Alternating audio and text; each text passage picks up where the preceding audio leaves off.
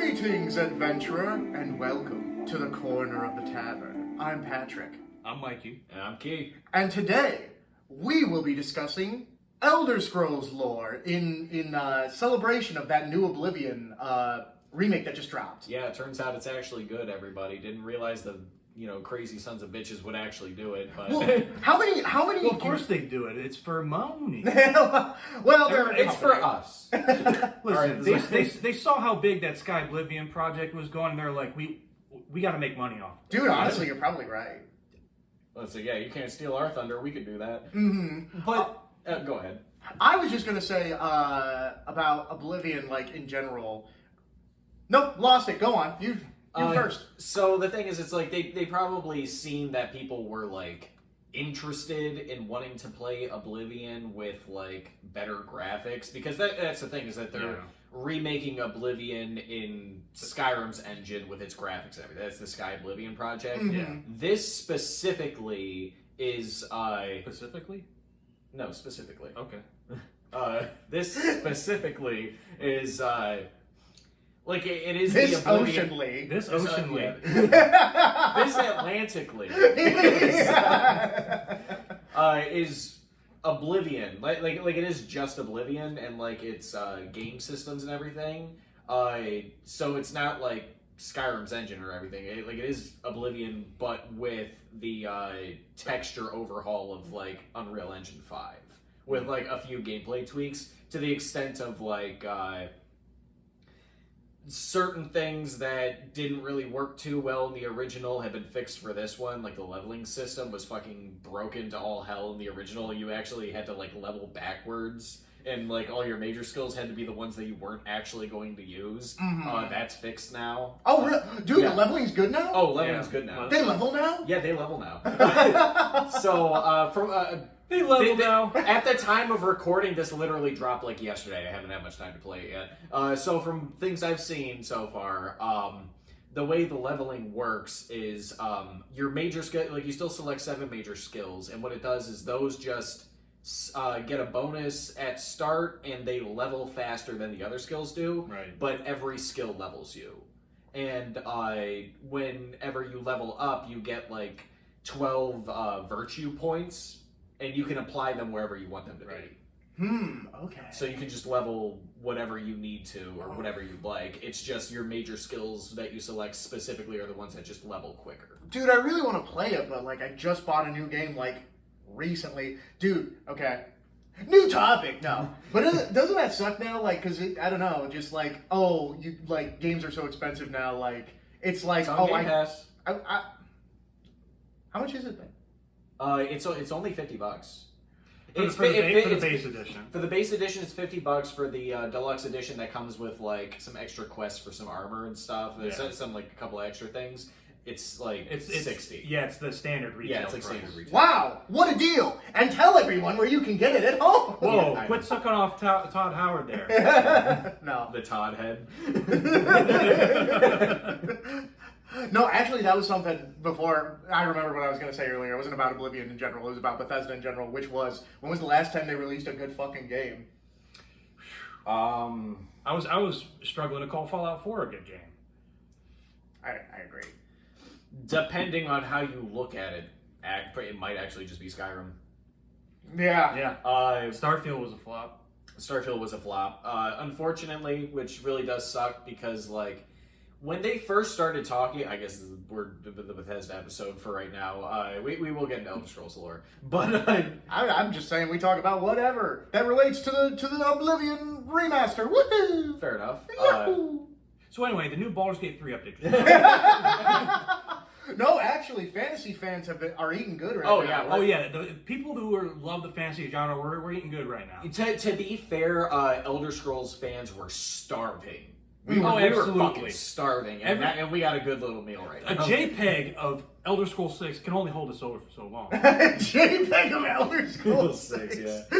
With no Jeremy Soule. No Jeremy Soule. Yeah. That Jeremy Soule is the composer for the games. Okay. Yeah, he did not do the music for that teaser trailer. Oh, for really? Elder Scrolls 6. Yeah, he wasn't consulted about that at all. Gotcha. Bastards. Yeah, but no, the thing is with like Bethesda, like Starfield, yeah, when they first announced it, it was like, oh, if they do something like the Elder Scrolls but in space, where you can like select different alien races and stuff like that, and like explore and do all. Nope, that. Like, human guy. Yeah, that's what just that. I thought it would have been cool, but then the more they started talking about it, it was like, oh no, it's like NASA core and like you're just humans and that's it. There's no other aliens except for animals. Boring. Yeah, That's crazy. Dude. And then like so, and really, I think they were just kind of like. I'm sure they wanted to make Starfield. Like, I'm sure it was an idea that they really wanted to do. That's what they were talking about. I do believe that. But at this point, where it is and where it's been, I think it's been more of just a tech demo of their new, like, engine and, like, how procedural generation works in it. So that way they know how well to use it for Elder Scrolls 6. Yeah, the modding community is left to clean up what's left of that game. Yeah, that's pretty much every Bethesda game in the longest time. That's just it, because so as I said, like the last good game that actually dropped where people wanted to really dive into it. I mean, sure, a lot of people really liked Fallout 4. I was never too big on Bethesda's Fallouts at all. But like Skyrim dropped, everybody loved that one, and they realized that because they dropped it like fucking 6 times since. So they milked. That is one of the most milked games in the industry. Yeah, it doesn't quite reach Resident Evil 4, but it's getting there. It's getting there. That's a really good comparison. Yeah. Yeah, no, I liked Fallout 3. I will say, I thought that was. I enjoyed Fallout 3. It is a nightmare to try and run that game nowadays. Oh, is it? Yes, it is not compatible with modern software. Hardly at all. Keelan, you look like I offended you, by the way, when I said that. I said I like Fallout 3, and you were like... A bit. I was going to say, the funny thing is, I actually played Fallout 3 after I played New Vegas. I did the same.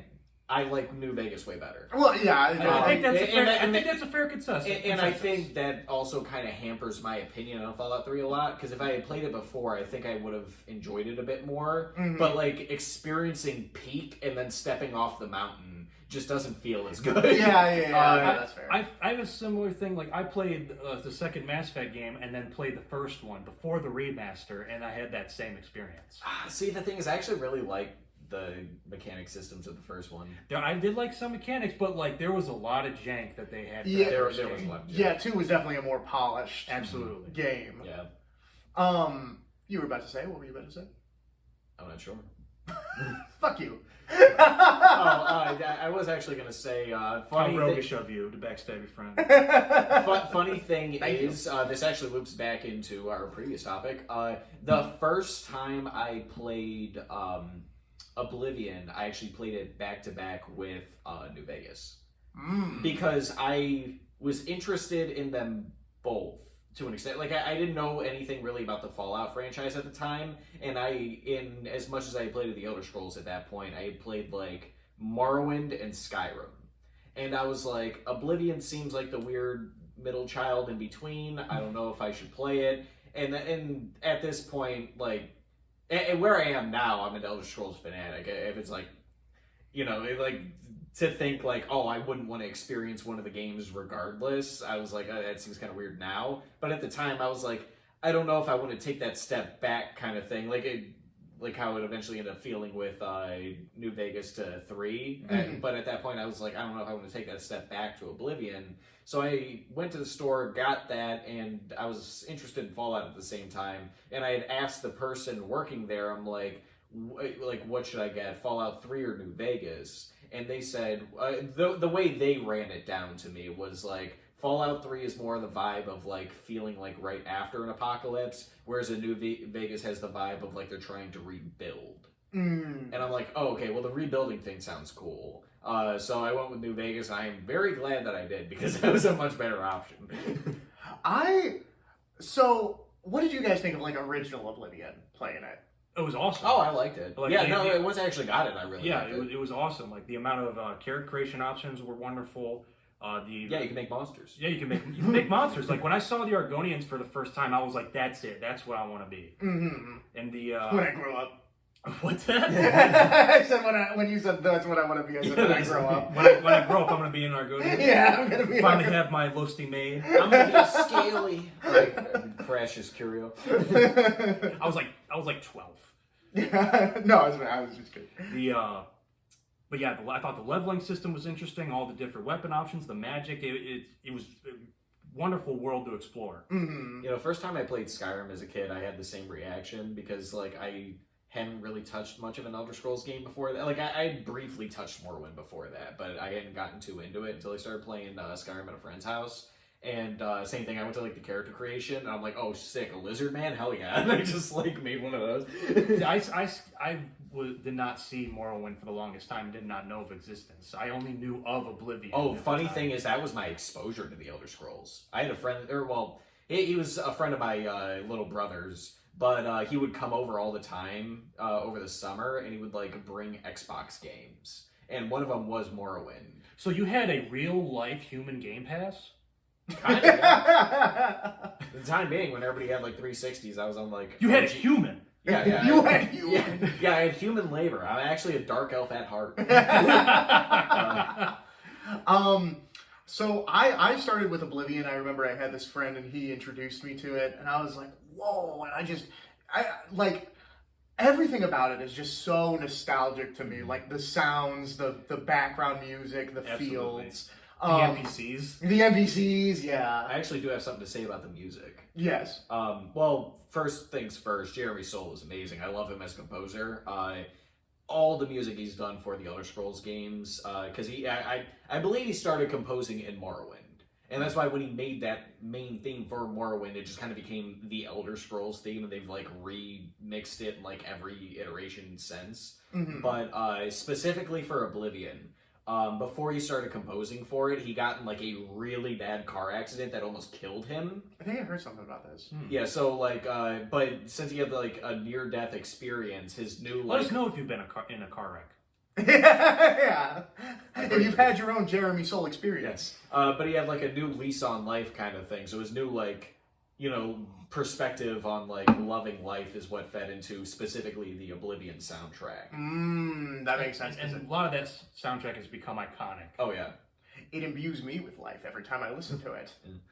I guess this leads into the lore topics a bit, but there's a couple things that about OG Oblivion, just kind of what, you know, Oblivion and like Cyrodiil's representation is now. They just took out the jungle bit, like, because the thing is, Cyrodiil was originally a jungle. Really? Yeah, the entire province was a jungle, and that's how it's always been described. It's at the time when they were making Oblivion, Do they have to like retcon it? So they were just like, nope, Roman Empire, let's go. Well, no, it's always been like a Roman thing. Okay. To an extent, like it was like Roman, Byzantine, and they had like rice fields and stuff because it was like a jungle kind of whatnot. So it was like to be fair, every province has had weird lore until it was touched by an actual game.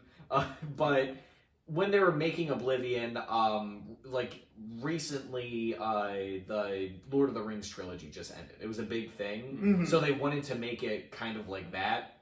They wanted to make it kind of Middle-earthy, very medieval aesthetic. It makes sense, so they capitalize on that. Exactly. So that's where they went with it. And then because it's always been described as a jungle, and then you go and see it, and it's like these rolling, beautiful hills and stuff, which do look very nice. Don't get me wrong. I do like the aesthetic of Oblivion, but like... In Oblivion, you too could visit New Zealand. Yes. But they actually wrote into the lore a retcon for it. Or at least, Michael Kirkbride did. And then Bethesda kind of canonized it with Heimskr, the one monk of Talos in Whiterun in Skyrim, like when he's like ranting and stuff, he's saying parts of what Michael Kirkbride wrote out of game about it. So essentially when Tiber Septim ascended to godhood and like achieved kin and all that, he shaped the land. He turned no clip on. He put on like mod manager and he just started taking out trees and shit. but ideally, yeah, he did, because it was like, oh, this is like an unruly jungle land. I'm gonna make it like This place sucks. Like I'm gonna make it a vibrant rolling field for you. Like that's gonna be like the breadbasket of the world kind of thing. So he just like. So in the lore, he's like actively retconned how they're like they're what. So I'm not even sure I would think to do that. Like if you were a god. Like if I didn't reach the understanding of Chim, I would be like, let's just turn this province into a not jungle. Yeah. It's like, let me show you the power of Talos Stormcrown. Dude, I've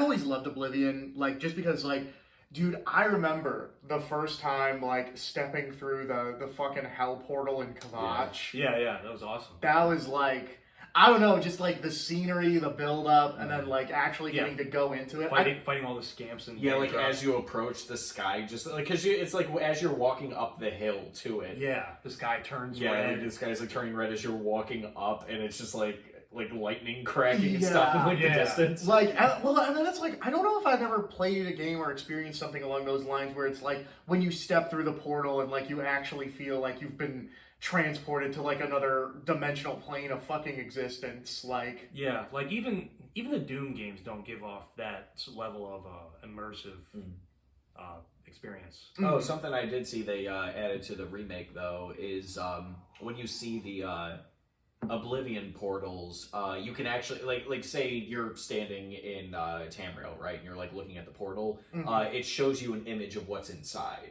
And then same thing when you're inside, you can see Tamriel. See the outside. Yeah. That's pretty dope. Cool. That's pretty cool. Yeah, see, oh man, see, I'm excited for this remake to actually get to play it myself. Yeah, like I said, so far what I've played, it's been pretty good. It's been pretty good. And also, I like, you showed me a little bit of it. I'm glad that they kept in like basically all of the lines and stuff. And like you said, they only added stuff to it. Yeah, they just added. Yeah. They didn't like redub lines. And... I'm really glad that they kept the stats.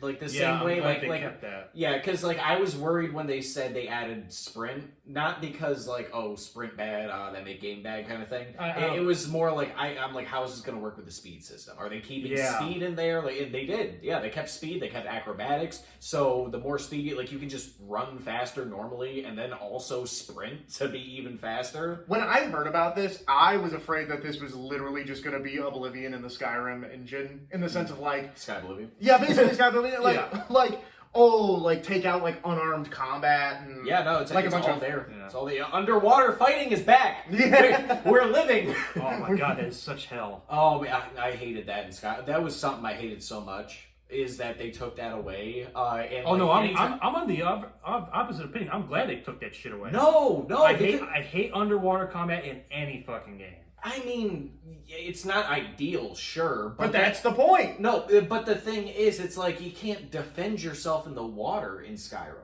Like they still have slaughterfish. Yeah. So like, you're really? Just, scares the shit out of me every time it happens. Yeah, there's slaughterfish in Skyrim like all over the place. So like you're swimming in a lake and you're getting fucking bit at. And you can't do anything because you can't fight or cast spells in the water. So you got to go up to the shore and then wait for them to fucking swim over to you. So you're smacking at your feet and all that, as opposed to actually just pulling out a dagger or something while you're in the water and fucking stabbing it. Yeah, it's not like I said, it's not ideal combat, but at least you can do something. See, I wonder if you get to the. What castle has the underwater setting where it has the giant slaughterfish? Oh, fuck. I know what you're talking about. Yeah. There's the one giant slaughterfish, and that thing scares the hell out of me. Yeah. Fuck. I forget which quest line that's part of, because I think that's part of the quest line. It's part of a quest line. I can't remember what it was either. Honestly, I'm kind of excited to go to Hackdirt. I want to see what they look like. Hackdirt? You remember Hackdirt? Vaguely. Okay, so it's like it's like an HP Lovecraft like joke essentially. Like it's just Shadow over Innsmouth. So when you go there, all the people look weird. They look like Neanderthals. Yeah, like weirder than like normal Oblivion characters do. Like they specifically have like really buggy eyes and like pale skin and stuff, and everybody's like super weird towards you, and you have to go there because there's like a missing Argonian. Like you have to go find her. I know where you're talking. Yeah, I know what you're talking and about. And like no matter where you are in the town, if you like turn and look, like somebody's like staring at you from behind a building, like you're always being watched while you're there, and it's like, oh, they're worshiping like the deep ones and stuff. So I can't wait to see what the quest looks like in that one where like you jump into the painting.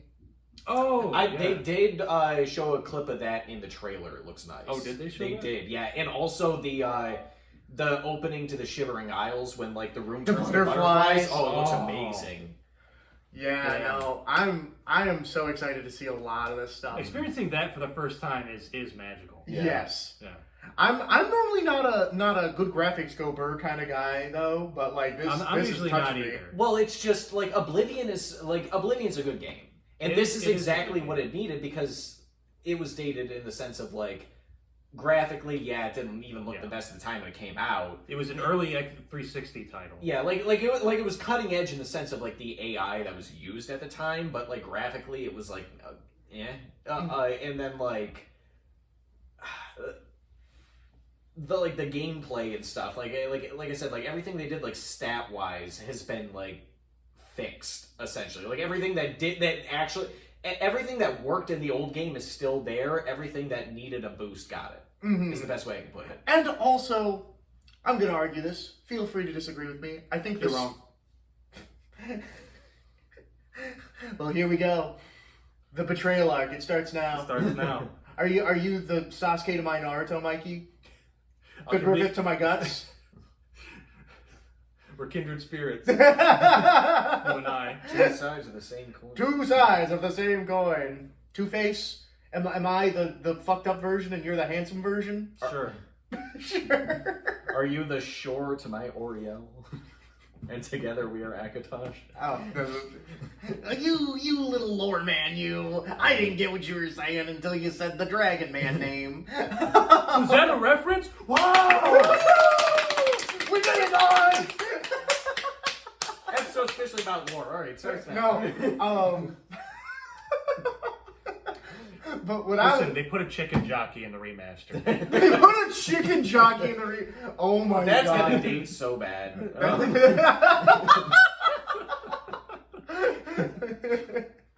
Who cares? We're laughing about it now. Yeah, we're laughing about it. But what I was gonna say is, I don't know. I just never really could get into Skyrim's story. I loved Oblivion's story way better for multiple reasons. Just because I think that going into hell and like stopping a dimensional like apocalypse invasion is way more cooler than dragons. That's like a big fat lizard is gonna destroy the world somehow. yeah, dragons to me is just like the Skyrim like story is just to me is just so basic, like the baby's first fantasy adventure. Like My problem is with the dragons themselves and how their mechanics are, because after your first or second playthrough, they are a mechanical annoyance at every turn. the original epic of fucking Beowulf is more creative than Skyrim's story, in my opinion. So Go on. I don't disagree with anything either of you have said. I'm gonna state that right now. Yeah. I'm not disagreeing. But No. there is no but. I'm just adding to it and clarifying from my standpoint. Okay. So, yes, the dragons do become a mechanical annoyance. I do very much agree with that, especially for, like, melee builds and stuff, unless you have the Dragon Rend shout, which you don't get till, like, the end of the storyline anyway. and you gotta invest time in that story. Yeah, exactly. Like, you're not going to be, like, fighting these things unless you're waiting for them to come down at you, or you just learn archery, and oops, well, you slip into a stealth archer playthrough. I would do the main quest for as long as I can, just so I don't have to fucking deal with dragons. So, that's but also, and to be fair, Oblivion Gates started to feel like that too. Yes, because A there's little only bit. 7 variants, and then there's like Yeah, so 50 of them in the game or something. exactly. So like The level layouts are all the same as well. Yeah, so they start to become like that too. So I will give credit where credit's due. They both suck on that front. But Oblivion gates are still in the sense of like, oh, well, instead of just fighting a enemy, it's like an optional choice to walk into this portal and actually do something about it. I was about to say that, as opposed to an enemy that chases you. Yeah, exactly. So Oblivion does win in that department. I do agree Oblivion's story is better than Skyrim's. Don't get me wrong, I have played so many hours of Skyrim. Alright, like, it's not even funny. I've been waiting for Elder Scrolls 6 for fucking 14 years now. I'm ready for it. I've been playing these games since. But, so at this point, it feels kind of unfair saying, like, oh man, Skyrim's story is stale, because it is. It's been so long that, like, when I first started playing it, it's like, yeah, that first playthrough, it can, like, catch you with some of the, like, big moments, I guess. Yeah. But, like, past that, I always get up to the point where, like, I do, like, the first interaction with the Greybeards, and then I just fuck off for the longest time. It is, like, my go-to if I'm playing Skyrim. I don't like touching the main story. What I do like about Oblivion's main story, though, is that you're not the main character. Yes. Martin Septim is. You're just helping helping Martin Septim. See, so I will say that's like a personal preference. That's like a personal thing for me, because that was going to be my second main point. Is in Skyrim, you are the guy. You are the Dragonborn. No matter what, you are the Superman. No matter what character, yeah, exactly. No matter what character you make, you're always from Krypton. Like, no matter who. Yeah, unless you go to get that stone tablet from Bleak Falls Barrow.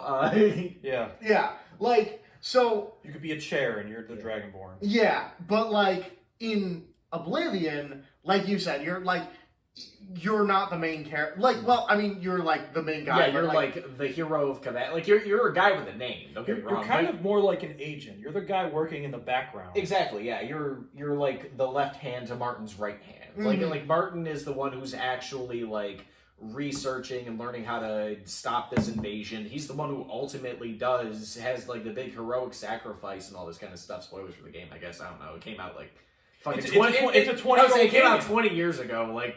All right. It's like saying Aerith dies in Final Fantasy VII. Yeah. Yeah, so, for their new remakes. Yeah, for the remakes. Although she might not. Who knows with the way those games go. I don't know. Tetsuya Nomura invented, like, ghosts who fuck with fate. Because he's an idiot. So, like, I all about the money. But, yeah, it's just kind of neat that, like, he is the one who actually... is the main character, but you're very closely tied to him. Like, you're the one doing stuff on his behalf because he's the one who has to ultimately do them. Mm-hmm. But I will say, out of the big three of Elder Scrolls games, Morrowind is still untouched in its story. I know neither of you have played it. Yeah, I played a little bit of it. And to be fair, mechanically it is way more dated than the other two. Obviously, it came out, like 23 years ago now. Listen, I just know Morrowind has pole arms. That I really did. I hated that they took out spears and shit, and have never put them back in. I kind of haven't forgiven Bethesda for that. I feel bastards. I feel that way about every skill that they like remove. Yeah, it's like, why? Like, I understand they're trying to like streamline some stuff down, but it's like you're just taking stuff away, man. Like it's. Well, and it's also it's an RPG, and like the gameplay lends itself to the goal variety. Is to make it more accessible for newer people, so that more money is people buy the game. Okay, but what I'm saying, I get what you're saying. Yeah. What I'm saying is that I don't think that stripping back those features even makes it more accessible. The thing is they like to mesh. They refer to it as like trimming the fat kind of thing. Like they take it's like, oh well, the excess skills that people don't really need or spells and whatnot, we're gonna cut those, and then like okay, only put swords in the game. All right, well hold on, let me fucking finish. No, and then it's like, oh, and then all the like these magic schools and stuff, where we're taking all these spells and stuff out of, we're just gonna condense them down into other magic schools. Like, yeah, it does suck because you're just losing stuff out of the game. You're losing from it, which again. The remake, really is really cooking, because like not only is all that stuff there, but like they just keep adding more stuff in. Like like I was telling you guys, like the character creation stuff. Yeah. Like I said, I really love the fact like this is something that Bethesda needs to do for Elder Scrolls 6 actively. Like they like because people are like, oh well, what if you add more races? Blah blah blah. You don't need to add more races. You got 10 playable races already established. I know there's other races out there, very obscure. Who fucking cares? Yeah. Like you have the 10 races, that's enough, but give it the variety of picking an origin. Because that and have it like slightly affect the way like your stat build works. Like subclass or sub races. Yeah, it's like it becomes a sub race essentially. Because like, oh, are you a Colovian or a Nibonese? If you're Colovian, you're strong-willed, so you have slightly better will power. If you're Nibonese, well, you do a lot of business and travel between cities. Speed increase. Vardenfell, it's like, oh, or like Dark Elves, it's like, are you excited to level your speechcraft? They I wonder how that stuff's now. They kept the minigame in. No! They're like, it's core experience Oblivion, it has to be in there. It has to be in there, man. Yeah. They also kept the lockpicking, which I love. That Oblivion lockpicking is my favorite in the series. Oblivion lockpicking is really good. I really like it. It took me a minute to get it. I was so frustrated when I first started playing the game. I was too. Once I got it, though, I'm like, oh, this is great. I love this. You know what? It's probably one of my favorite lockpicking systems in a game, just as a minigame. You know what? You know what has the goofiest lockpicking in any game I've ever seen? Mm-hmm. Saw 2, Flesh and Blood. Because have you guys seen what it looks like? No. It's fun. It's so first of all, it's hilarious because it's POV. It's you become the pick first. Yeah, you become first person on the pick and you go into the tumbler and then there's it doesn't make sense from an actual lockpicking standpoint, but then it's got these gears turning in the lock that you have to weave around and get through. Okay, that's weird. It's bizarre. It's the goofiest lockpicking system I've seen in any video game ever. Now that we're on the topic of lockpicking systems, I just realized the older Splinter Cell games, their lockpicking system's pretty close to the Oblivion one, if I remember correctly. Is it? I haven't Kind of, played actually, yeah. It's like I've only played one Splinter Cell game, and I don't remember doing any lockpicking in it. Yeah, I only... Well, you can break locks if you want, if you don't feel like picking them. The only Splinter Cell game I played, it wasn't even the full game, it was a demo on one of those, those demo discs for, a GameCube. Oh my god. From years ago. I miss demo discs. Yeah, dude, it also had Billy Hatcher and the Giant Egg, and... Oh, man, I remember I had... we're just going all over the place with this episode. I remember I had, I think it was Mortal Kombat Deception, they had, bonus... content on, and one of them was for Mortal Kombat Shaolin monks. Dude, I loved that. I loved that one. And when I played the demo was so fun, but I never found the game to play it. Which is a shame because I really wanted to play it because the demo was... I had a PlayStation 2 demo disc. It had some weird fantasy game on there I could never find. It had Kung Lao. It had a demo for Shadow of the Colossus. Oh my god, dude, yeah. No, dude, I remember, I loved not just demo discs, but what you were talking about where it was you'd have a full game, and then there was just a demo disc in there for some other game. Yeah. Great times. Yeah. I miss physical media. Now you have to pay extra to actually get the full out of the game that you're buying. Yeah, you got fucking... It's now you don't even get all the content when you buy a game, let alone getting extra plus whatever you... Dude, fucking early access where you pay full price for a game that you don't even know if it's going to be fucking good yet, because it's Baldur's basically... Gate 3 did that. Yeah. Baldur's Gate 3 did do that, but At least Baldur's Gate 3 worked. Yeah, I was going to say, it's one of the few that worked. Still not a good practice. I would agree. Starfield did that. Yeah, and look at how that turned out. Dude, can we talk about Fallout 76 for a second? Yeah, sure. What about it? Just because that had I don't know. I struggle to think of a game that had a more disastrous launch than 76. It was pretty bad. Because it wasn't just that the game is awful and it had the largest hype of a game around it. All the press stuff, all of the media behind that game was huge. Mm-hmm. But they even just lied and fucked over their fans because what made me think about this was kind of the culmination of what we were discussing about with both physical media and pre-release stuff. Because there was the whole canvas bag incident. I was just about to bring up the canvas bag. Yeah, Which they successfully did for New Vegas, but failed for 4. Yeah. Yeah, because it was like, get this cool canvas bag and all this stuff, and then they send you like this cheap ass like plastic bag. It was nylon. Yeah, it was, yeah. Like, looked nothing like in the photos. Like that. Did the same with and they just said, well, fuck you, you bought it. drink. When people were like upset about it, they're like, fuck you. Oh yeah, wasn't there the whole thing with the Nuka-Cola too, where it was like, they were making it seem like it was a glass bottle that you could get, and then it turned out it was like some plastic case. It was a plastic shell for a real bottle, which somebody at the Bethesda team said this was more expensive to do than the real glass bottle, which is just backwards logic. Yeah, like even if it was, it looks worse. It's just 76 was a big flop on release. From what I understand, they added a lot of stuff in, so it's at least fine now. But to be fair, like we really shouldn't be okay with that. No, off camera, one of you guys said that you feel like a video game crash is coming. Which one of you said that before? Was that you, Mikey? It might have been me. It might have been you. My only point in bringing that up now is because I feel like Fallout 76, if we were going to have an ET for the Atari 26 moment, like video game crash moment, I feel like 76 would have been it. Because, it kind of was. Like, they were trying to give that game away. Yeah. They were trying to package it with, if you wanted to buy a new console, even if you wanted to buy a new controller, I've seen deals of game stores being like, "Oh, hey, buy a controller, get 76 for free." Like that's crazy. Yeah. They were trying to get rid of that game. It's like what they did with Concord. What's that? Exactly. That's one that just came out like a year or so ago.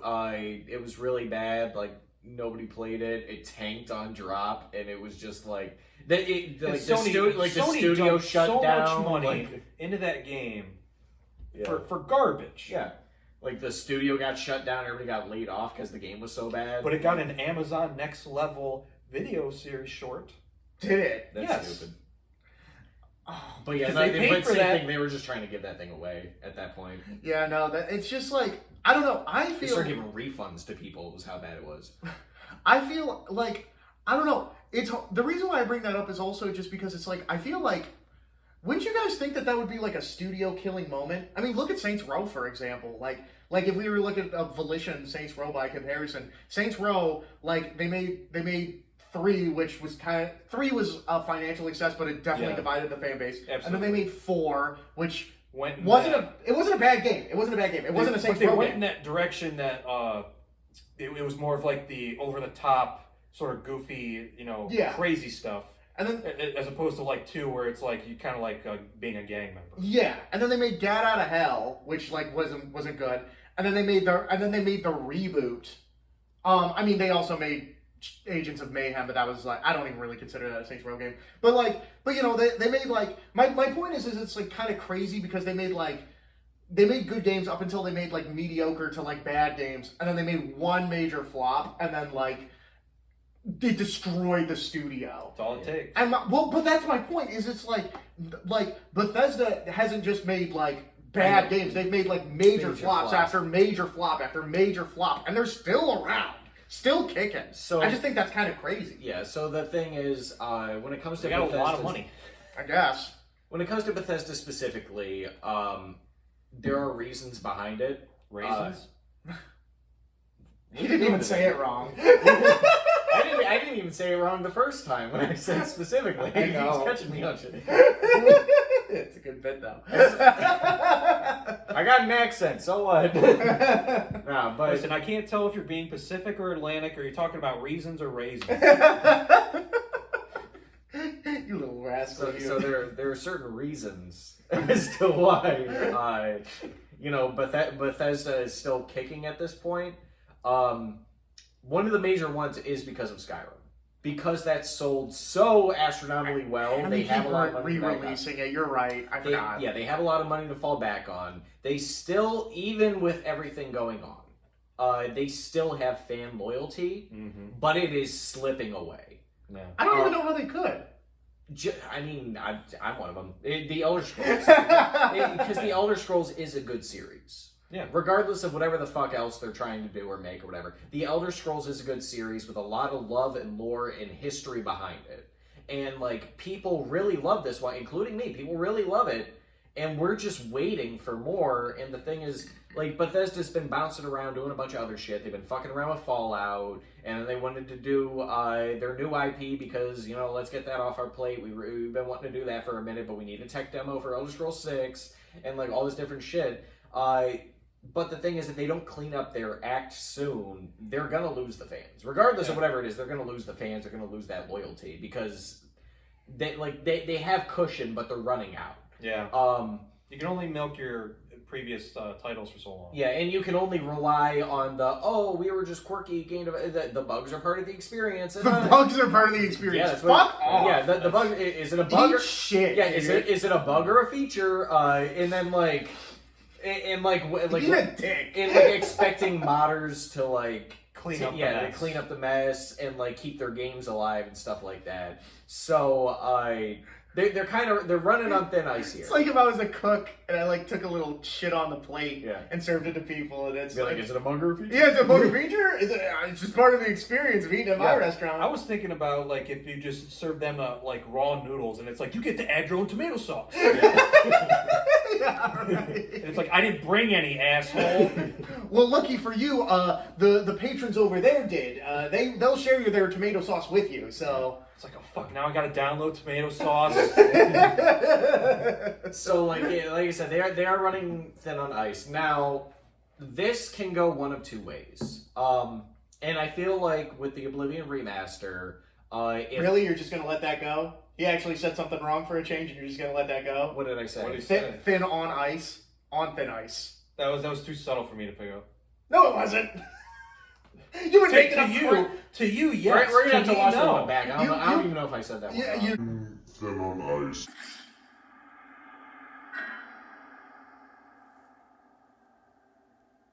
You did. I'm correct. Much like everything, I'm always right. He wasn't even wrong when I said I guess raisins. this I is just the wanted to say raisins. I know. That's my point. That's my point. It's like you've been making up shit this whole time, and he actually slips up once, and you're just like, yep, just gonna let that one go. All right, so this is the pick on Let it fall where it Keith's may. grammar episode. Like, Yep, that's what we're doing. Anyway, Elder Scrolls, boy, go on. I'm fucking with you. this could go one of two ways. Bethesda, if they are smart, will keep their ear to the ground about, you know, the shit that works that was added to the remake and what people actually like, and they can actually put that in Elder Scrolls 6 or at least work it into it to some degree. But the reason Bethesda actually got their shit together in the first place, and what actually led to them doing some shit like Skyrim and popping off, is because of Morrowind. That's why that starts as like the big three of the games, because that was the one that they actually really started pouring a lot of love into. Not to shit on like Daggerfall, Arena. They didn't know what the fuck they were doing with Arena. Daggerfall is when they actually started caring about the series. They were fucking off with like Redguard and like a Battlespire, and then at that point, like, they're losing a lot of money because this shit's not selling. It's not selling. So when Bethesda's back was against the wall, that's when they're like, all right, well, it was their Hail Mary. They're like, okay, well, we only have, you know, enough funding to make one more game. So they just decide to make it as weird as possible. Like, that's when they started writing all the weirdest fucking lore for the series and really just started going in depth of, like, trying to make this, like, its own thing. And that's when they came out with Morrowind, and people just ate it up. It was a good game. People really loved it. And then that actually sparked a lot of interest in this series that they've been trying to build, more than, like, what was already part of, like, its, like core fan base at the time. And then that's, you know, they hit it with Oblivion, and then a Skyrim blew up, and then that's what got them all their money and their cushion and fans and all that. So, if Bethesda's back is against the wall, they can fight, but the thing is, I think they're getting a bit too lazy on it. You know what? Yeah, I agree. What you were just telling me about this is kind of interesting. Let me guess, I said something wrong? Well, yeah, but that's nothing new. No, but how like, it's kind of interesting to me because it's like from the story that you described, it's like, oh, they played it too safe, which caused their company to start like failing. But so then they got weird and wild with it. But then like now they're like all about streamlining, cutting down. It's like almost the opposite philosophy that got them in people's good graces to begin with. And I don't know. I just think that that's interesting that they're like, you know, like immediately forgot their roots. You know what I mean? Like instead of being weird and wild with it, they're just like. You know what I mean? Yeah, like, they started going back to safe and generic and what'll sell. And that's the thing. I think that this would be the perfect time. Listen, new ideas are scary, and you don't know if they're going to work. So you make, as a leader of the company, you got to place your chips on a sure bet. It doesn't matter. It doesn't matter. And I'm going to tell you why. it doesn't matter what your name is. No, tell me why. It doesn't matter, and I'll tell you why. Is because when this comes out, yes, it's the Elder Scrolls 6, whatever the fuck it's gonna be, Hammerfell, fucking. I was gonna say, do we know yet? The Bay, the fucking whatever it's gonna be. Elder Scrolls 6. This ethereal game that's supposed to come out. It's Skyrim. Baron's Eyes. The B and Barb, the B and Barb edition. The B and Barb edition. But people are gonna see this as a Skyrim 2. Not to say that it should be. Not to say that it's like. Gonna be like the same thing, but we got a few more features or anything. Like I want them to change it up a little bit, but the idea is Skyrim sold so well. That's what people know this series for. That's why when you're like, I know Oblivion or Mark, they're like, what the fuck are you talking about? And you go Skyrim, they're like, oh yeah, I know that. Everybody knows Skyrim. Everybody and their fucking grandma's played Skyrim. Everybody knows Skyrim. Everybody knows Skyrim. So whenever this game comes out, that's what people are gonna be thinking about. So it doesn't matter how fucking weird they make it. As long as it's, like, good, as long as it holds up, it doesn't matter if they make it in fucking Black Marsh and it's like, they throw in all the weird lore of the Argonians. You have fucking subterranean, like, worms that they ride in, like the subway. You got... Like Dune? Yeah, exactly, yeah. You got fucking, like, different tribes spread throughout, like, the jungle. There's ones that look like birds, ones that look like toads, like, all this kind of stuff. Like, you could throw in the weirdest stuff, and people are still going to eat it up because it's Skyrim 2. It's the Elder Scrolls 6. People have been waiting for this game for fucking 14 years. Doesn't matter what the fuck you want to make it on, it's going to sell like hotcakes regardless, so they don't need to play it safe. That's the point. I want them to get weird with it again. Do you think... That's when they cook best, is when they're weird. Do you think that 6 is gonna kind of be like a make or break moment for Bethesda? Oh yeah, definitely. So that's kind of where it's been faltered. That's what I kind of been building up to right now. Is that like like I said, Skyrim was their cushion. That was their saving grace. That was their big pop off moment. Everybody knows Bethesda now. It's a household name. Everybody knows Skyrim. Yeah. But they've been flopping since. Like, sure... Yeah, Starfield. Yeah, Fallout 4 sold pretty well, but it wasn't, like, by the fans of the series already, like, it wasn't that greatly well received by them, even though it sold really well. Obviously, 76 was 76. Yeah. Starfield has been infamously panned at this point. So, like I said, Bethesda's losing their cushion. So, if they don't get the Elder Scrolls 6 right, people are just going to be done with them.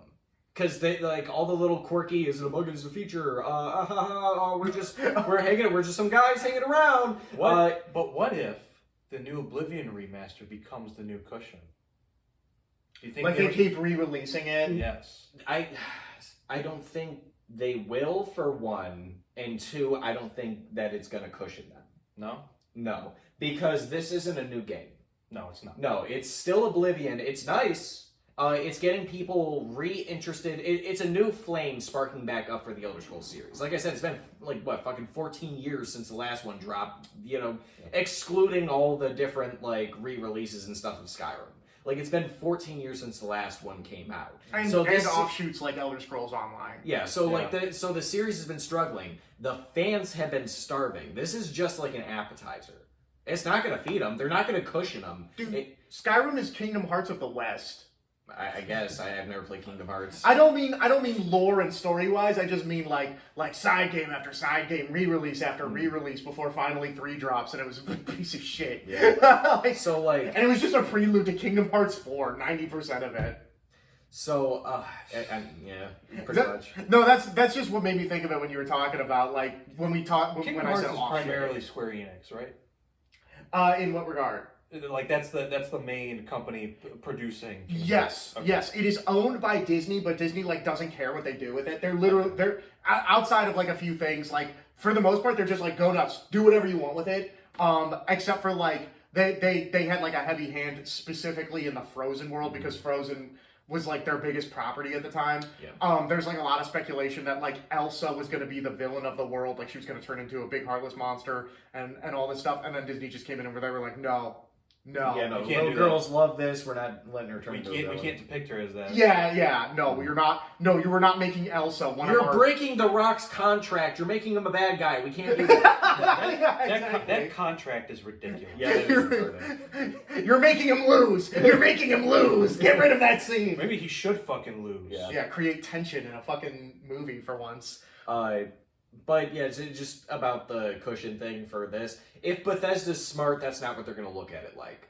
Because it will not save them if they keep releasing flops and not actually doing anything Elder Scrolls 6. Now, they've been saying they're working on it. They've been saying that it was... I'm working on it. Yeah, I'm working on it. Yeah, they're working on it, and especially since Starfield's done, they're actively working on it now.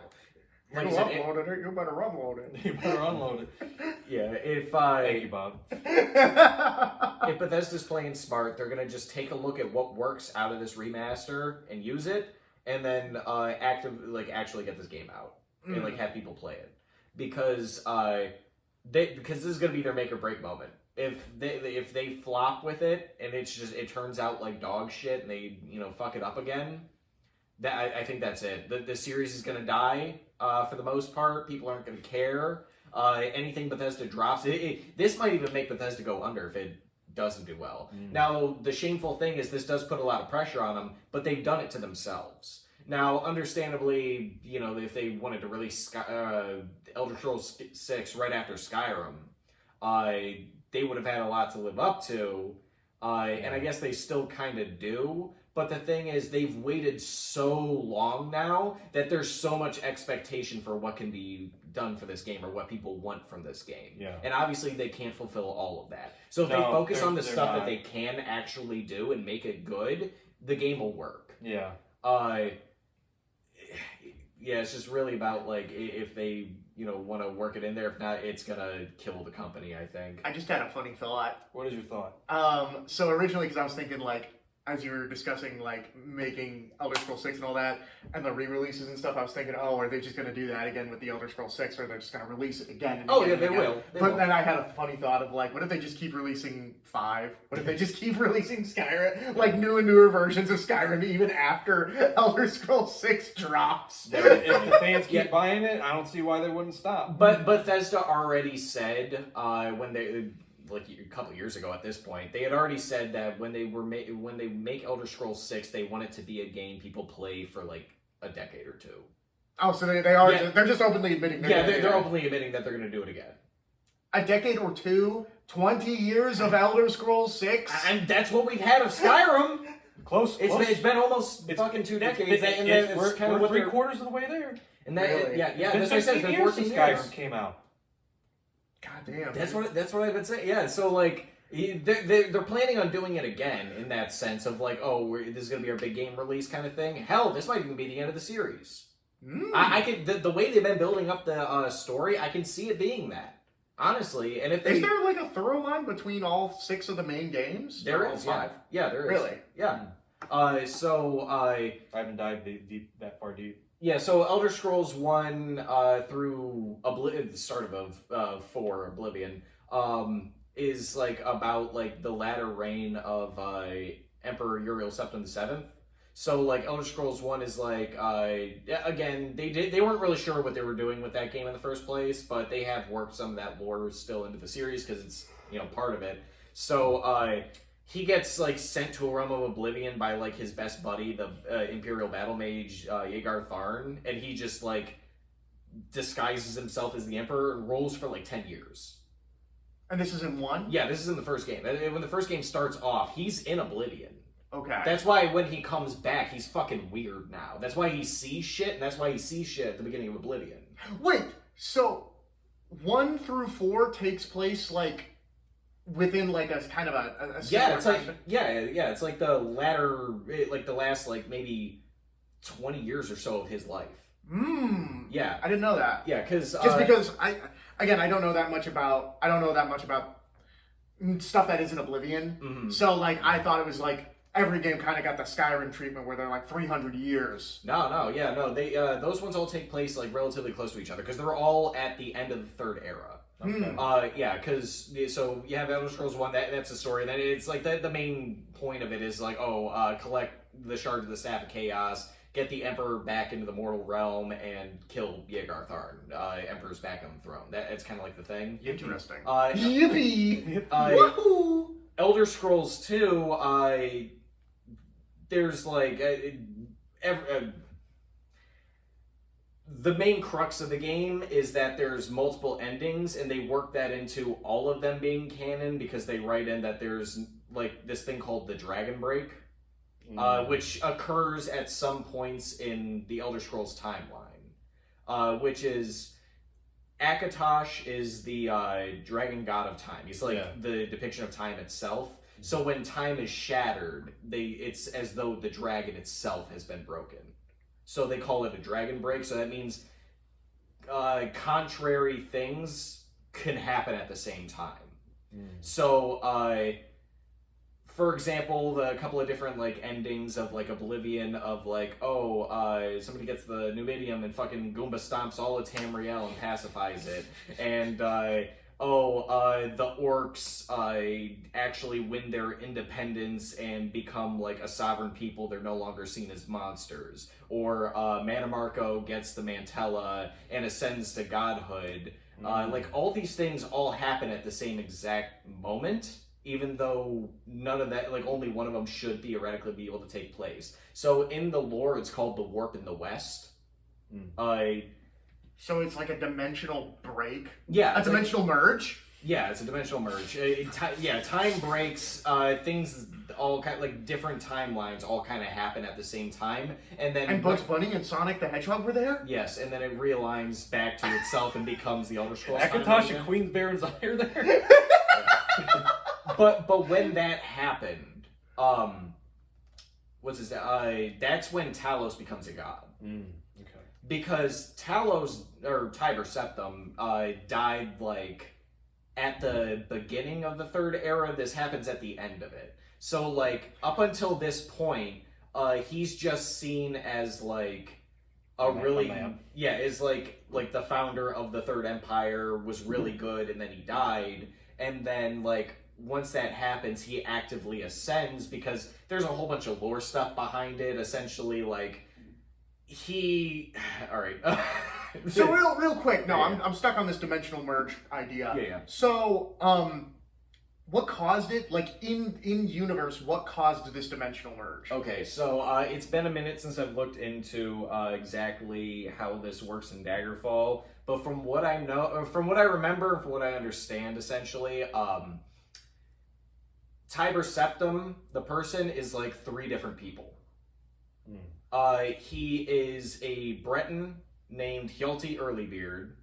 He is like a immortal Nord hero named Ysgramor, and he is a battle mage named Zurin Arctus. So these 3 people kind of conducted this psyop for history to like be like, oh, we're all gonna contribute our deeds to this one guy who isn't even real. Yeah. Interesting. So Crazy. Yeah, so Hjalti's the face of it, and he ends up changing his name to Tiber Septim. The Nords call him Talos. So he's the guy who's born or in the crypt. He's the guy who's the corpse of this guy. Who are you thinking? Are you talking about like the Underking? No. I'm talking about like if you were to go to Tiber Septim's like crypt, he's the guy who's like. I honestly I don't know if he's got a body in the lore. Oh, okay. Because like the way his ascension worked, I'm not sure how that works. Because didn't you need his blood in Oblivion or something? No, you need the blood of. So it's. What do you mean, like the blood of a septum? Yeah. That's just like anybody in their lineage, anybody of dragon blood. Which, ironically enough, all of the emperors past like the second one of like the Third Empire were not directly of his lineage, because like his like he outlived his son, and then like his grandson was going to succeed him, but then was assassinated. So the emperorship or whatever went to like his sister. So like everybody down the actual septum line of emperors are like only related to him through like he's like an uncle to them. Interesting. So it was like the first empress. Yeah. Oh, wait. What? You just said that through his sister. Yeah. Like she was, I think, technically the third then because it was him. He outlived his son. The grandson took it up, was assassinated, and then it was her. Yeah. So okay, but I guess I'm still a little confused simply because, like, from what you're describing, it sounds to me like this was more like a plan by these three guys. It wasn't like it was initially. Okay. And then Hjalti betrayed them. Okay, but my point is it's like it wasn't like, oh, there were like 3 dimensions and type. No. Like, This is actively 3 people working together. Yeah. So how does this the dimensional merge work? Yeah. So the thing is, all 3 of these people. So there's this concept in the Elder Scrolls called mantling, which is what the shivering. I thought you were gonna say mansplaining. Mantling. Yeah. Pretty much. That's what we've been doing this whole episode. That's what I've been doing, yeah. So all right. So the Shivering Isles, you mantle Sheogorath at the end of it, right? Yes. You become that. You don't become him, but you kind of act in his place, kind of thing. Mm-hmm. In like the world, that is what all 3 of these people are doing for. There's a few different names for this god entity. Shore. Okay. Or also known as Lorkhan to the elves, to the Imperials, he's called Shezar. So this like god of like essentially, he's essentially the god of like the indomitable human spirit. Okay. Yeah. Yeah, pretty much. Shezar is my favorite concept of them.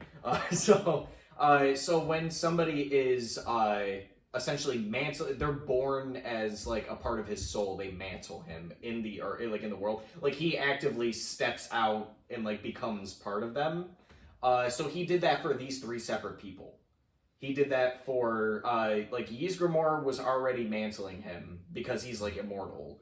So he was like possessing them? Not really. No, they just kind of like how the Dragonborn has the blood of a dragon kind of idea. It's kind of like the same thing. Like they're just born and happen to mantle part of this god. Okay. It's kind of like Kalistar in a way. Okay. Yeah. So all 3 of them are mantling them, or mantling this one god. Now Hjalti's the face of it. I'm just gonna call him Tiber right now. Or so so Tiber's the face of it. The one who actually does the deeds and the fighting and the shouting and all that, that's Ysgramor. Mm-hmm. The one who does, like, the major, like, what's it called? Tactics and whatnot, that's the battle mage, Zernarctus. Mm-hmm. So the 3 of them make this, like, legendary warrior, essentially. Now, With their powers combined? Yeah, with their powers combined. They all got the rings on, they fucking touch it together. Yeah. Yeah. So... to be fair, in the lore, it's called the Arcturian Heresy because it's like, is it true? Is it not? The way they've kind of fed into the lore a bit, it seems like it's the true thing that happened, especially with the Dragon Break happening at the end of the 2nd game. So Talos, Tiber Septim, Hjalti, whatever that guy, the Breton one, he ended up betraying the other 2 by like. Utilizing the power of their soul or the soul of Ysgramor to like power like a copy of the Numidium. A doomsday device. oh no, sorry. To copy or they like put his like soul into the Mantella, which is like this artifact that runs the Numidium. Now, the Numidium's a giant robot that is modeled after... Oh, an actual doomsday device. Okay. Yeah, actually. yeah. I was making a joke. That's why that's why I made the joke about the giant robot Goomba stomping Tamriel. Mm-hmm. Because that's what it is. It's a Kulakan, the giant robot that the dwarves were building, like an artificial god that they were building, that is at the end of, like, Morrowind. They made, like, the Dark Elves made a copy of it. Or, like, Vivek did, and then he like gave it over to Tiber Septim when he was like conquering all of Tamriel. He's like, hey, look, we'll give you this if you let us keep our like culture.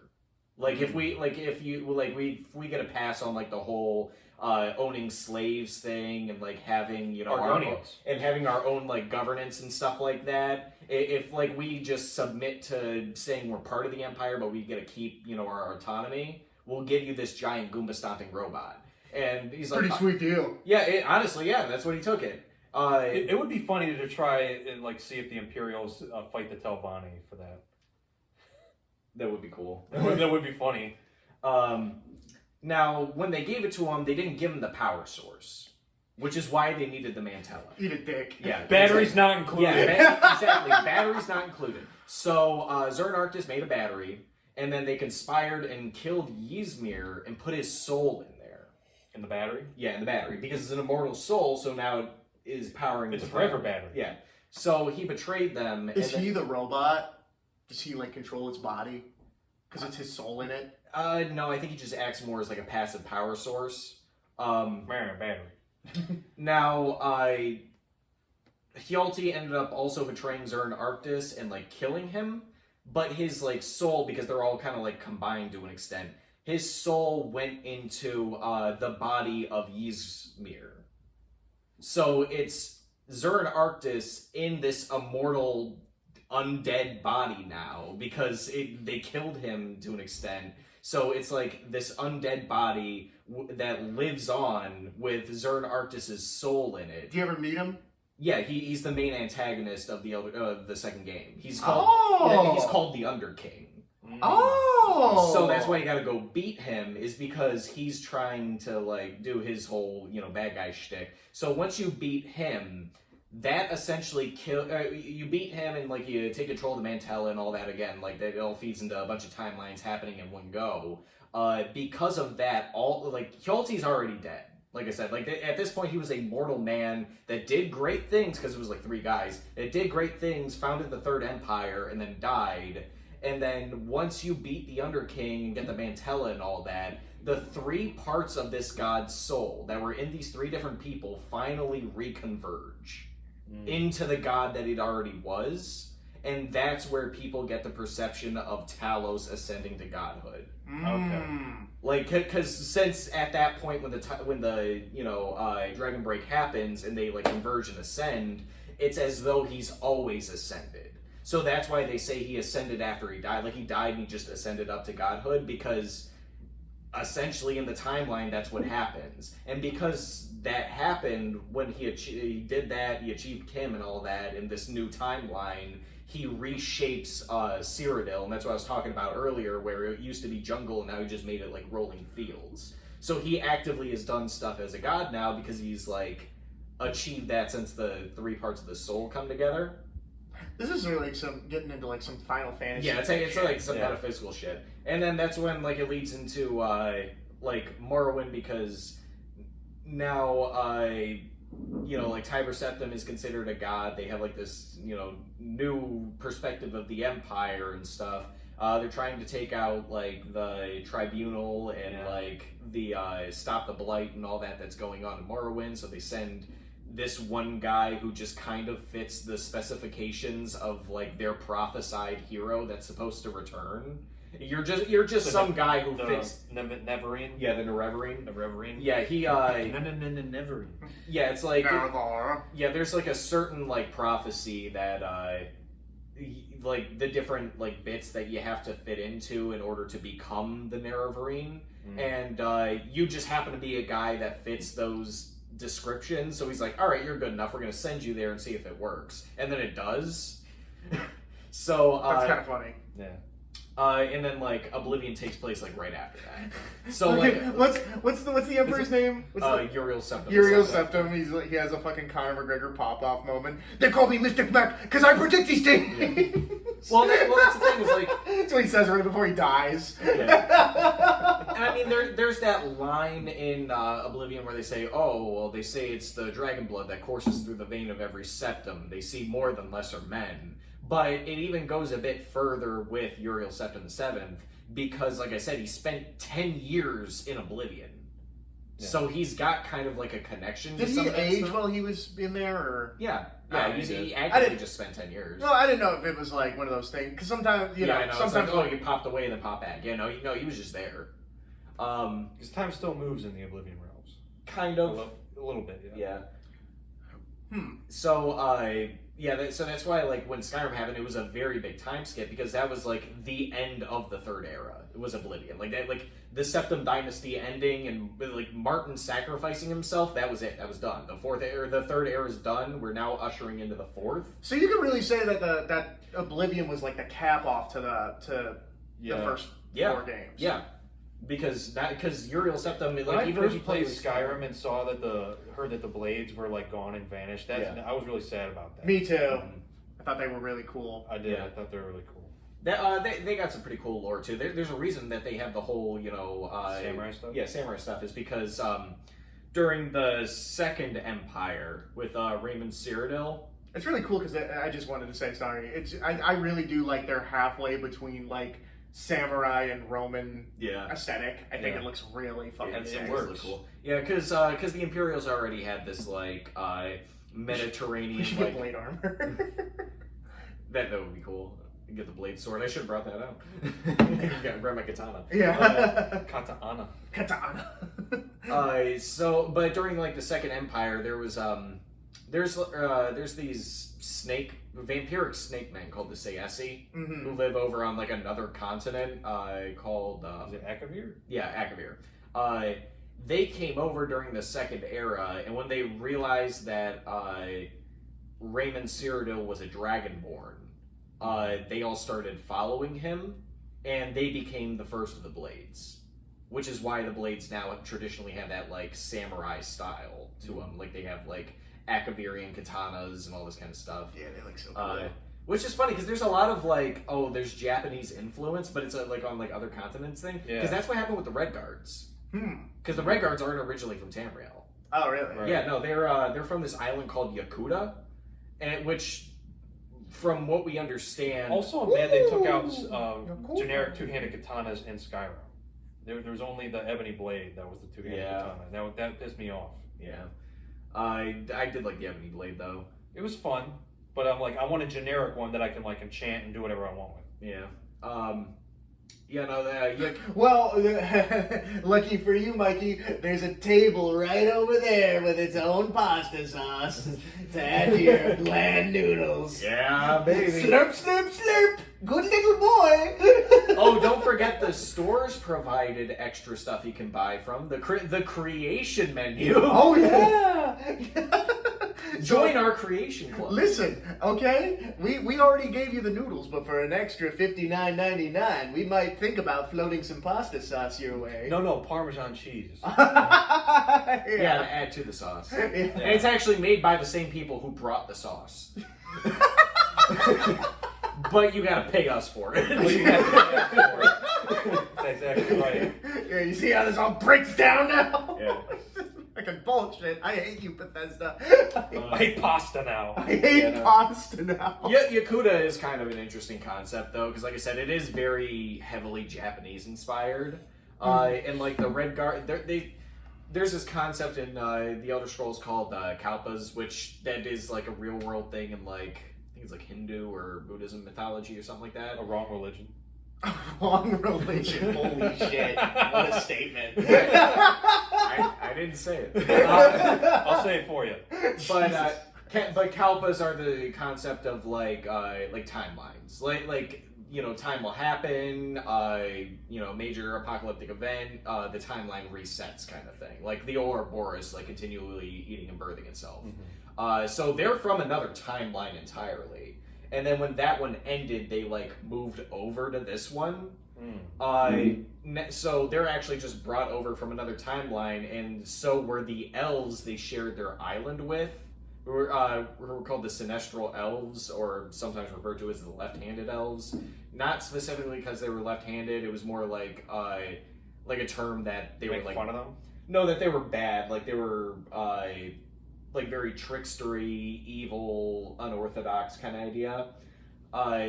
so they had this, big fight off with them, and then used this like sword singing technique that literally nuked their island and turned it into Atlantis. Sick. They made a music bomb. Yes. Yeah, Wow. with their swords. That's pretty rad. Sword singing is a pretty cool concept. That's how diss tracks were invented in the Elder Scrolls. Speaking of which, they literally had their own, We will all perform a giant diss track, and it will nuke these elves. yeah, they had a 1-to-1 recreation of Musashi Miyamoto. Really? Yeah, In Elder yeah. Scrolls? Yeah, his name, he was a red guard named Hrandar Hunding. And, like, you know how Miyamoto wrote... The Five Rings. Yeah, the Five Rings. Yeah. He wrote a book called The Five Circles. Yeah, it's like the same guy, yeah. Was he also a huge dick? Probably. But, I mean, considering how the Red Guards came to Tamriel, I wouldn't put it past them. Because that's not even, like their actual name. They're called the Yakudans. It's just when they came over, their warrior wave, because they're like split, like their culture split into like two factions, which is the Crowns, who are like the royalty, and like the Forebears, who are like the warriors. Mm-hmm. And when the warrior wave came over, they referred to themselves as the Regatta. So when people heard that, it kind of like telephone game, like word of mouth, became Red Guards. So all of them just kind of blanket became Red Guards. Real quick, I know he's nowhere near as big as Musashi Miyamoto, but I just think that's like if the Nords had like a fucking Donald McBain stand. That'd be kind of funny. Yeah. Ragnar the Red. I don't know. Yeah. Now, I'm sure they probably do. That's like every Nord on a Tuesday, honestly. Yeah, they're all that guy. You're all that All that guy. I love that story of him defeating the 7v1 sword fight because he is the dick in every aspect of that story. Like it's crazy how many bad decisions led to that. You know what I mean? And he still won. And he still won. Yeah, no. That's very John Daly of him. Oh, who's John Daly? Like, He's the famous golf player who's just like he's a pudgier guy. He has a horrible diet. He barely trains, but he's still an amazing golfer. Yeah, to recap the Donald McBain, because I doubt there's any like historian sword buffs, but like Donald McBain, like one of his most well-known accomplishments was he won a 7v1 sword fight. The story behind it, this was from his own autobiography. Something he liked to do, he served in the Scottish Army. He loved to fucking upsell beer to his own, like, Men. yeah, not I don't know if he was a commander, but like his own compatriots or whatever. So his camp got ambushed. He had to like restock his supply. So he went to his commanding officer and he was like, "Hey, can I borrow like I don't know the conversion rate, but can I borrow like $20 to go buy beer?" So that he could like upcharge it and sell it back to his unit. And he didn't tell his commander that, but he was like, "Yeah, okay, here's an advancement on your stipend." So he went into town. He went to the local ale house or whatever. He saw men playing cards. He was like, "Methinks I can turn a profit by gambling." So he gambles money that isn't even his, money he borrowed to play cards, loses it all. Fucking goes into debt. the can't stand it, jumps the table, beats up the winner, like with his fists, grabs all the money on the table, and then, so then everybody at the table, 7 other men, pull their swords, and they're like, "Listen, drop the money, and we'll let this slide." He draws his sword, he's like, "I'd rather die." It ain't happening. Yeah. Come and get it. So I don't think anybody died in this bar fight, but he defeated 5 of the 7 and then ran away from the remaining 2 and then like ran back to his camp, and his wife was like chastising him like from the border or whatever, being like, "I bet you," because she saw he didn't have the beer in his hand. Yeah. So she was like, "I bet you spent all that money and you drank it all," and he just like fucking collapsed at her feet. He was like, "Give me a doctor," because he got cut to shit. Yeah. So yeah, he basically stole money and then ran away from town. Like, and it's just I find that story so funny. It is pretty funny. funny. Because it's like this dude was a dickhead at like every given opportunity, and Yeah, that's most Nords, honestly. It's just, I wouldn't be surprised if like one guy had that accomplishment to his name. I'd be surprised if there wasn't. Yeah. But yeah, back to Elder Scrolls, just because I find that to be one of the funniest moments in all of history. Yeah. But this is Tom Daly has like a very similar story, but for another time. Yeah. Yeah, but with the whole, they all kind of take place real close to each other kind of thing. That's why I said they're kind of like building up to like I can see this being the last one, or at least like even if this isn't, the next one might be, depending on how Elder Scrolls, like what the story of Elder Scrolls 6 is, because all the first four kind of happen in a generally quick succession of one another. But the fifth game takes place 201 years after it. Yeah, it's so 1 through 4 takes place in a 20-year time span. About it. It's like within like a 20-year time span. Okay, so. and then 5 takes place 201 years after, you said? Yeah, because it's 201 of the fourth era. Okay, is when the game takes place. Do you guys think that for Elder Scrolls 6, they're going to do that again, or do you think it's going to be like another? Or do you think that maybe Skyrim is like the start to a new storyline that's going to run like another 20 years? Like this was like this story, and now we're going to do like 5, 6, 7, 8, maybe, I don't know, who knows, that kind of a thing. So I think that either this is winding up to the end, or this will be the start of like their new arc, I guess.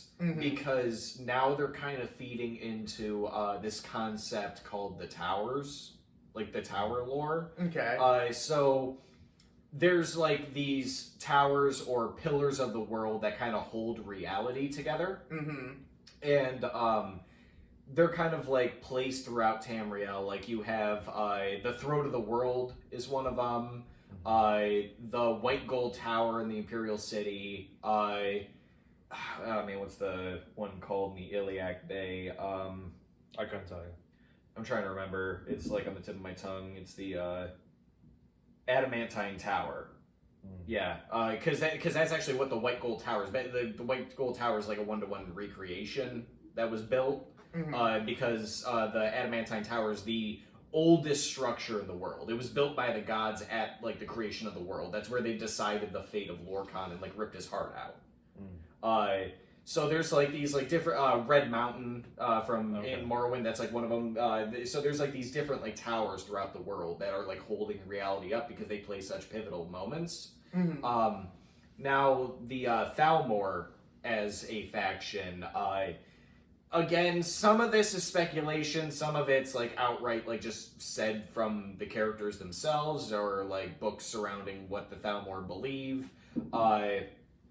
So Thalmor are obviously very into the Elven supremacy camp, and there's a very clear split in like ideologies between humans and elves, down to like from just even the concept of what they are created, because humans essentially kind of come from Lorkhan, or Shor, or Shezar, whatever name you want to use for him, because he's like the indomitable human spirit. To the elves, he's a trickster god and all that, but the elves see the mortal plane as... Typical elven arrogance. Pretty much. Like the elves see the mortal plane as like a prison. They see it as like it's confining their immortality. Because that's where we get the names of Aedra and Daedra from. When they say our, because Aedra means our ancestors, Daedra mean not our ancestors, meaning that they didn't have any active part in creation of the mortal world. So when they say our ancestors as the Aedra, the gods, they literally mean that, because in their concept, that's where they were like descended from, and the humans descend from Lorkhan or whatever. And so to them, they're an ancient enemy to them. And even humans kind of feel the same way, hence why Nords are so very much against anything Elven. Now, this all leads into this whole concept of, like, at the end of the world, there's going to be a big battle. That's why Sovereign Guard's a thing. Do you guys think that there is going to be a big battle in 6 and it's going to be for the end of the world? Man versus Mer? Maybe. That's what I said, because the thing is, it seems like they're going with this whole Thalmor plot that they're going with, and if they're going with the tower thing, that's going to be their idea, is that the Thalmor are trying to take down these towers and stop Talos worship to, like, make sure that, like, Shore doesn't have, like, that kind of, like... Power. Yeah, like, power, like, faith and religion behind For him. mortal worshippers. Exactly. So they're trying to cut his power down and actively take out all these, like, towers, which is why they took over the Imperial City. And now it seems like the new one, they're going to be trying to work on the Adamantine Tower in the Iliac Bay, and why they went to Skyrim for, like... That's what's going to be interesting, and see what was the canon decision in the Skyrim Civil War. I think they might go with the Stormcloak victory, just because it seems like they're trying to make the Empire, like they're trying to break the Empire. Yeah. Like story-wise, I think they're trying to break their power a bit. Yeah. To make things more interesting. Now, like I said, it seems like the Thalmor are specifically attacking these towers to try and like break the world, so that way they can return to like a being immortal beings. Yeah, an immortal existence. They try to do the same shit in Dragon Age. Yeah, Yeah. that's So this like concept Elves of like bad. this. Elves that want immortality are bad. Elves bad. So the elves bad. Dwarves yeah, based. Dwarves based. Dwarves based. Elves bad. Ancestor worship good. Human fighter good. Human fighter good. But the thing is, whenever this, like, you know, final confrontation at the end of the world happens, right? That's the end of the Kalpa. But at the same time, that's the start of the Kalpa. Because that's what happened in the Dawn era of the world. There was this big battle between the two sides, and Lorkhan lost, and that's where, you know, the story all begins. So it's kind of like this, like, ever-turning cycle where it's like, oh, all of this, like, you know, existence and creation happens, and then, you know, there's this big battle that, like, kind of tears everything apart, and then, but that also, in itself, a battle that ruins the world becomes the battle that creates the new one. So, in this hypothetical Elder Scrolls 6 plot we're discussing, I don't think it's going to go the full war route. I don't think they're going to be doing that. Can I just say that was the most soy thing that exited my mouth ever?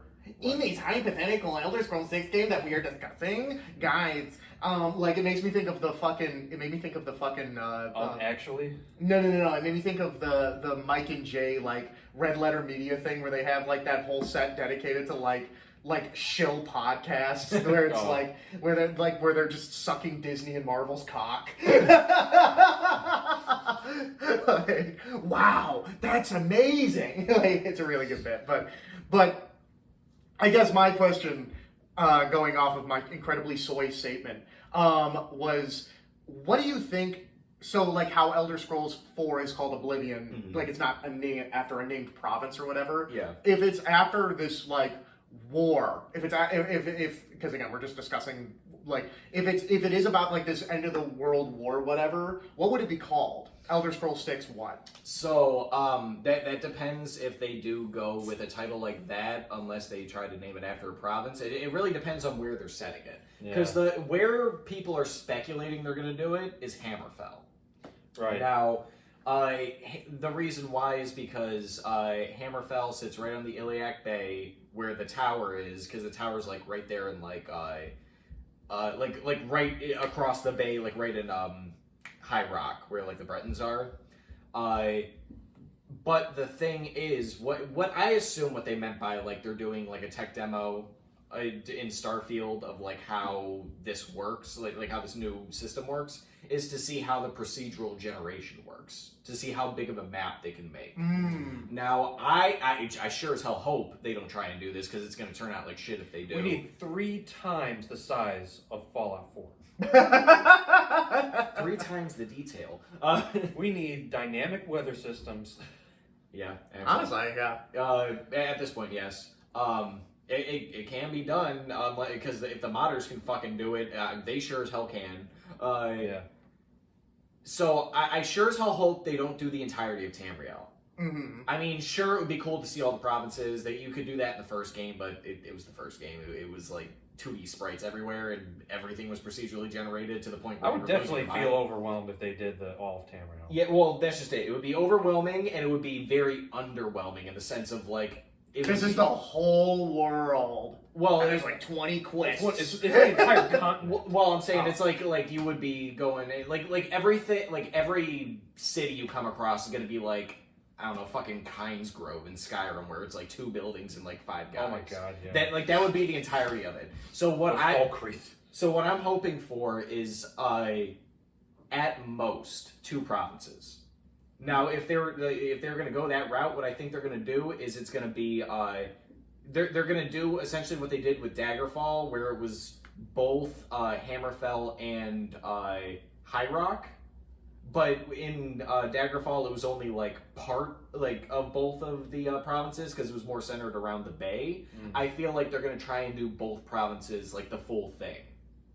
Either do that or just completely focus on one province and try and make it as like detailed as possible. Mm-hmm. In which case, if they were going to go with one province, they're probably going to do Hammerfell, and that's because at the current time in the lore, during Skyrim and all that, and what's happening. Hammerfell is now not part of the Empire. Mm-hmm. The relationship between them's gone. Some shit went down. They don't like the Empire. They're done from it. But they also really don't like the Thalmor.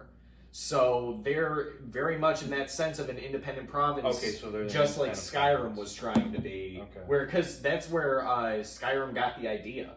Is what happened to Hammerfell. Because when the Empire lost the Great War, the people in Hammerfell were still trying to fight. They're like, no, we can do this, let us fight. And the elves didn't like that, so they're like, oh, well, you know what, fuck them, we want Hammerfell. And like, the guy was already signing the, Concordat, and like, you could argue for or against, you could be like, man, it's a really shitty move, he sold out Hammerfell to the elves. Just because he wanted the war to end, because essentially he did. That was part of the White Gold Concordat, along with the actually, I call it the white brown concordat. Yeah, because I wipe my ass with it. But at the same time, you could also make a case for why he did it, because it's like, oh well, I can't keep fighting the Thalmor. We lost, but if I give Hammerfell over and they become independent, they can still fight him. They're still taking some of the Thalmor's resources to try and pacify this now because it's not our responsibility. Mm-hmm. So you can see it as almost a strategic move. It's really shitty, but it's almost a strategic move on their part. So because of that, though, because they like publicly sold out that entire province, Hammerfell hates the Empire now, and at the same time is still actively fighting the Thalmor.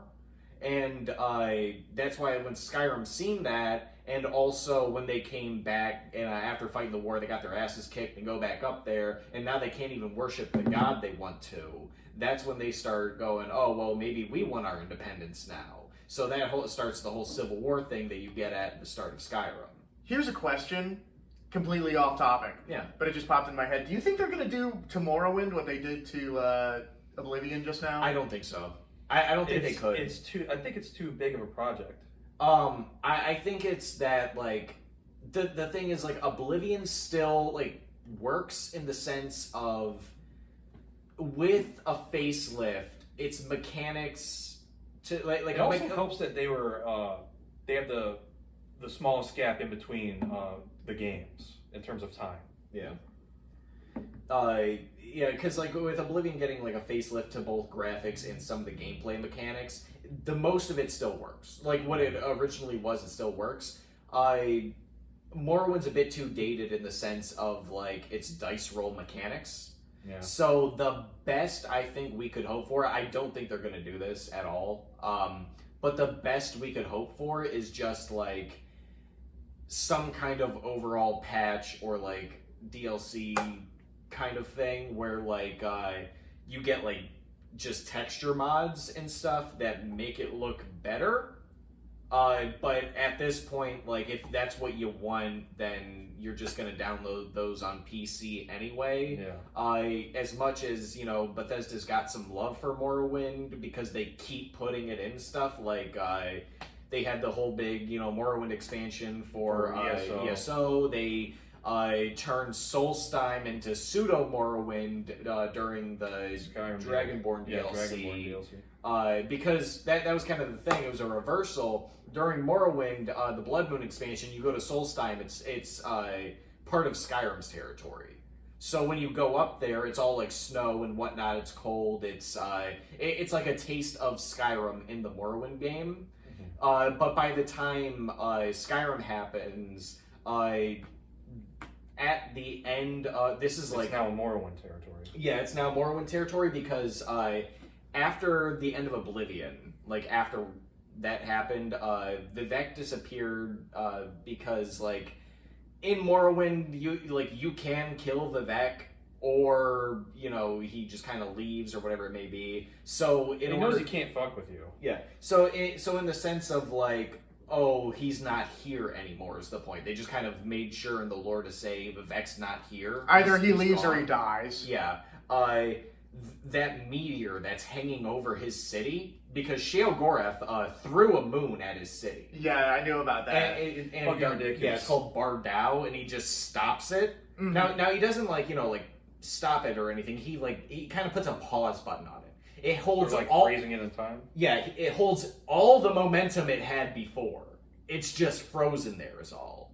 And he told his people, if you ever stop loving me, I'm gonna let this shit hit the city. What a piece of shit. Yeah, no, he was a big piece of shit. All the tribunals. He's one of the tribunal. It's like, how can you not be? Yeah. So he was like, if you ever stop loving me, this shit's gonna nuke you guys. Well, he disappears either through being killed or he just leaves. So that the spell he put on it starts waning, and this also leads into that book series where part of Clavix Vile's realm gets taken out, blah blah blah. This all feeds into that concept. This is the reason why that was able to happen in the first place. But some Dunmer, essentially scientists, mages and all that, came up with this machine. Alchemists. Yeah, came up with this Metal alchemist. Brotherhood. Came up with this machine that if you feed it souls, it'll keep the spell in place until one of the guy's wives were being sacrificed and he freaked out and broke it. Mm-hmm. Well, when he did that, he got sucked into Oblivion, and Some people just can't see the bigger picture. I know. And the thing just hit the city. So when that happened, it's referred to as the Red Year, because it hitting obviously it nuked the city when it hit it, but it hit it with such force that it caused Red Mountain to go off. And all of Vardenfell, so the entirety of where you play the Elder Scrolls 3, all of Vardenfell is gone. The island is still there, but everything on it's just wiped out. And then even to the extent where quite a bit of Morrowind's fucked up too. That's why in Skyrim there's so many Dunmer refugees, is because their homeland's fucked up now, so they got nowhere else to go, and they're all flooding across the border into Skyrim. Blew our city with your stink. Yeah. You're Imperial spies! So that happens and everything, but it also, because of that, Solstein's very close to Vardenfell, so it gets fucked up by the ash and, everything coming over from it. So by the time of the Dragonborn DLC in Skyrim, that whole taste of Skyrim that you had in Morrowind is now a taste of Morrowind in Skyrim, because you go and everything's covered in ash and fire and shit because it all got hit by a volcano. Gotcha. Well, I feel like this has been a very interesting discussion. It has been a pretty interesting. We went from glazing the Oblivion remake to Bethesda does some shit wrong to the timeline of to metaphysical concepts in the Elder Scrolls and how the games play together. I feel like it's been all over the place. Yeah, but I loved it. I thought that this was a very good conversation, and I did too. I had a lot of fun. I'm sure people are going to be fact checking me in the comments and all my work. Like you guys were grammar checking me the entire episode. Hey, this is how it is. Yeah, listen. Even if here's the thing, even if you're right about everything, I guarantee they're still gonna be like, no, because Clavix is vile. Yeah. I'm Alexia. Yeah. Look, guys, I know a lot about this lore. people get things In fact, wrong I'm sometimes. a primary source. Yeah, I actually am Michael Kirkbride.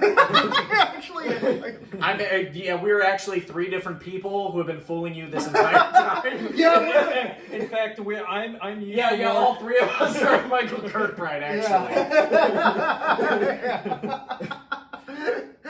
Yeah, Mikey was the picture that they took in the apartment.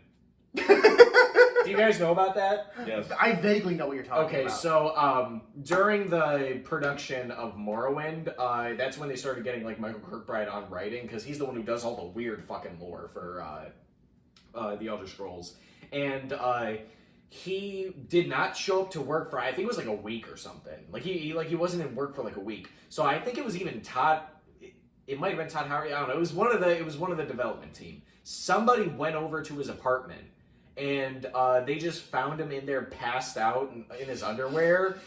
He had been taking like LSD and all these psychedelic drugs for an entire week and just scribbling down random bits of lore on like pieces of paper all over the place. So that's where like the majority of this shit comes from. Whatever it takes to get the creative juices flowing. That's how I feel. But all right, guys, I think it's time. It's crazy how the media lies to you. I think it's time we went and joined the Thieves Guild. Yeah.